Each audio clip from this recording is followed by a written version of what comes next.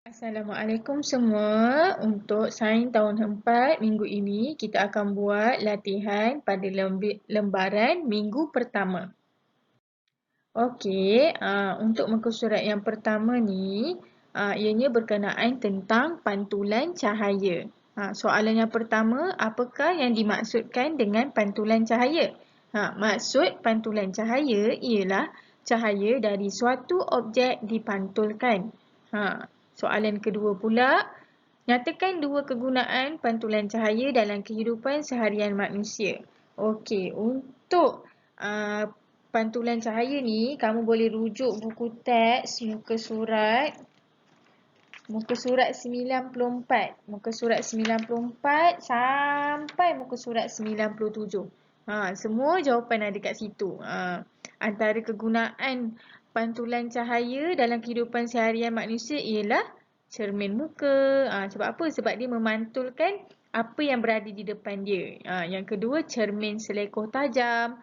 Dan seterusnya, periskop. Jadinya kamu boleh pilihlah nak letak mana-mana jawapan. Okey, soalan nombor 3. Seorang murid dikehendaki melakar raja sinar 7 dan sinar pantulan pada permukaan cermin untuk menunjukkan pantulan cahaya berlaku pada cermin.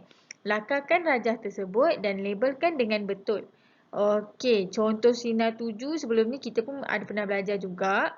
Ini antara contoh ini merupakan contoh rajah sinar 7.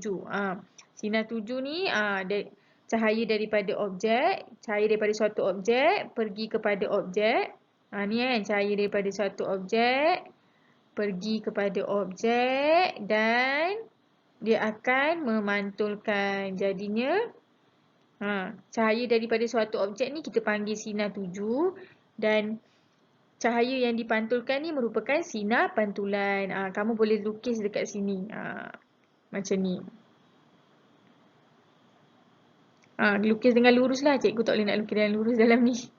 Okey. Ni merupakan sinar 7. Nanti tolong labelkan. Dan sini merupakan sinar pantulan. Okey. Seterusnya, raja di bawah menunjukkan sejenis periskop. Tuliskan bagaimana ia digunakan dan nyatakan fenomena cahaya yang terlibat. Okey. Soalan ini, jawapan dia ada pada muka surat. Ada pada muka surat 97. Bagaimana ia digunakan? Digunakan dalam periskop ni ada dua cermin. Dua cermin yang memantulkan cahaya dari objek yang terhalang ke arah mata pemerhati. Cermin dia yang ni pertama dan yang ni cermin kedua. Okey. Dengan cahaya dari luar ni dia akan pantul dan terus kepada mata pemerhati. Fenomena cahaya yang terlibat ialah pantulan cahaya. Okey, selesai untuk latihan muka surat 1. Kita ada latihan muka seterusnya, iaitu tentang fenomena cahaya bergerak lurus. Yang pertama, soalan pertama, seorang murid tahun 4 gigih telah menjalankan satu uji kaji berkaitan cahaya.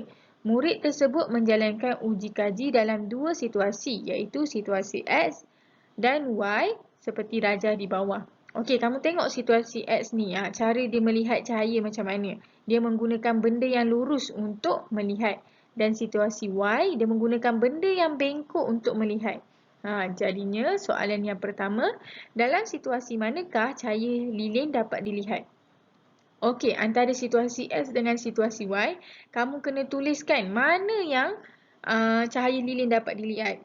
Kalau situasi X, boleh dilihat kah? Kalau boleh, tulis situasi X. Kalau Y, boleh dilihat kah? Kalau tak boleh, jangan tulis. Tulis yang boleh dilihat sahaja.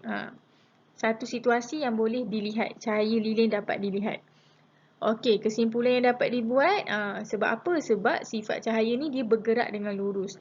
Jadinya kesimpulannya cahaya bergerak lurus. Okey, rajah 2 menunjukkan satu alat menggunakan prinsip pantulan cahaya.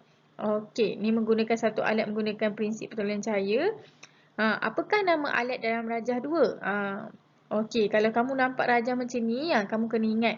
Ini merupakan alat periskop. Alat yang digunakan dalam kapal selam. Okey.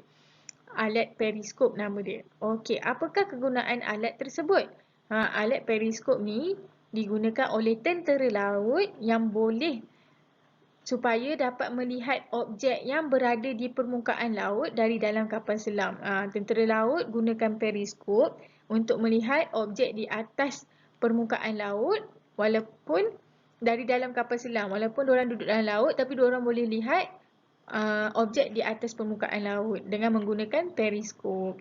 Apakah fungsi cermin pada alat tersebut? Fungsi cermin tu ialah memantul cahaya dari objek yang terhalang ke arah mata pemerhati. Okey. Sekian saja latihan kita pada minggu ini berkaitan pantulan cahaya dan cahaya bergerak lurus. Assalamualaikum semua.